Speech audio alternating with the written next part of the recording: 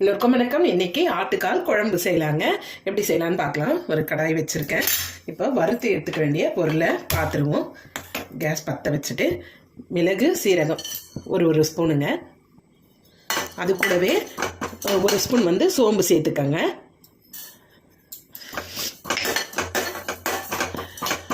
கசகசா ஒரு ஸ்பூனுங்க. நல்லா பொரியட்டும். இப்போ நல்லா பொரியுதுங்க. இப்போ கூடவே 2 பச்சை மிளகாய் சேர்த்துருவோம். சும்மா சூடானா போதுங்க.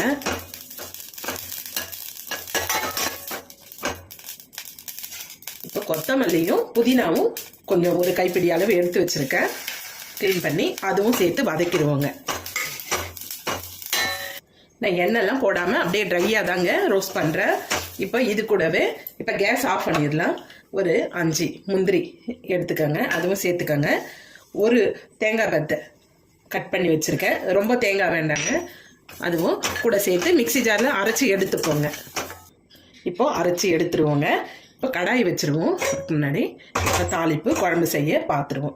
ஆட்டுக்கால் நல்லா சுத்தம் பண்ணி மஞ்சத்தூள் போட்டு ஒரு 10 விசிலுங்க நல்லா விட்டு மதியமே நான் வேக வச்சு எடுத்து வச்சுட்டேங்க. உடனே செஞ்சு உடனே சாப்பிட்டா அது நல்லா சாஃப்டாக ஜல்லி போல் இருக்காது.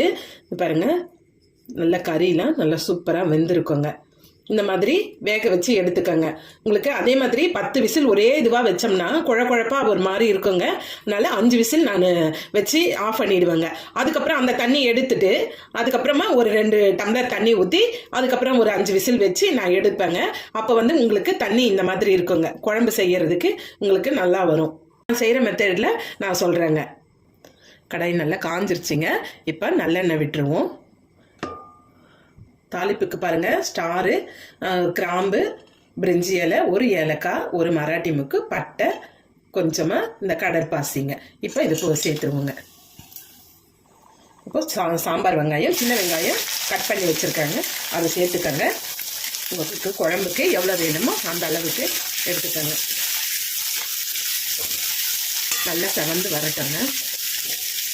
இந்த ஆட்டுக்கால் வேக வைக்கும்போது மஞ்சள் பொடி, ஒரு தக்காளி, கொஞ்சமாக வெங்காயம் சேர்த்து வேக வைங்க. கறிவேப்பிலை, இஞ்சி பூண்டு பேஸ்ட்டு கொஞ்சம் போட்டுக்கோங்க. நல்லா சூப்பு மாதிரி இந்த மாதிரி இந்த தண்ணி குடிக்கிறதுக்கும் நல்லா இருக்குங்க. மிளகுத்தூள் போட்டு சாப்பிட்டோம்னா இதை சூப்பாகவும் யூஸ் பண்ணிக்கலாம். மீதி குழம்பு நம்ம வச்சுக்கலாங்க. இப்போ வெங்காயம் நல்லா வதங்கிருச்சுங்க.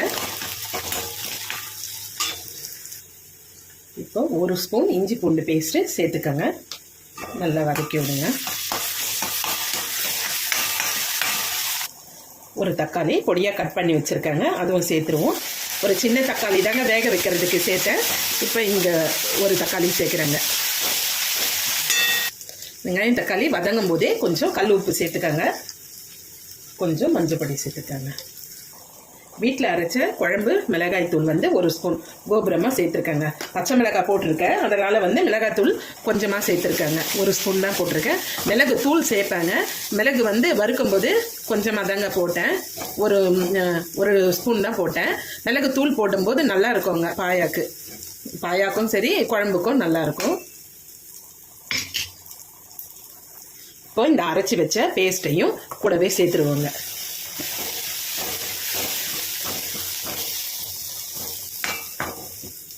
தண்ணி கொஞ்சம் மிக்ஸி ஜாரில் அலசி ஊற்றிடுவோம். இப்போ நம்ம வேக வச்ச இந்த ஆட்டுக்கால் சேர்த்துருவோங்க.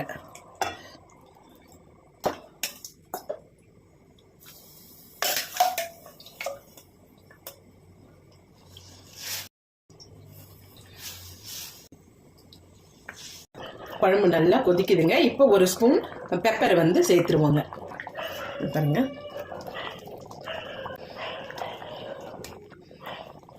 இப்போ கொத்தமல்லியை தூவி இறக்கிடுவோங்க. கேஸ் ஆஃப் பண்ணிடுங்க. அவ்வளோதாங்க, ஆட்டுக்கால் குழம்பு ரெடி ஆகிடுச்சு. ஒரு 10 நிமிஷம் கழிச்சு நம்ம பரிமாறினா சூப்பராக இருக்குங்க.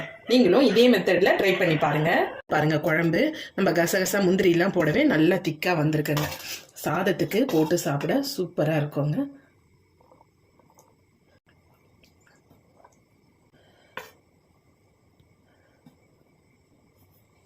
நீங்களும் இந்த மாதிரி ட்ரை பண்ணி பாருங்க. உங்களுக்கு இந்த வீடியோ பிடிச்சிருந்தா லைக் பண்ணுங்க, ஷேர் பண்ணுங்க, கமெண்ட் பண்ணுங்க, மறக்காம சப்ஸ்கிரைப் பண்ணுங்க. தேங்க்யூ.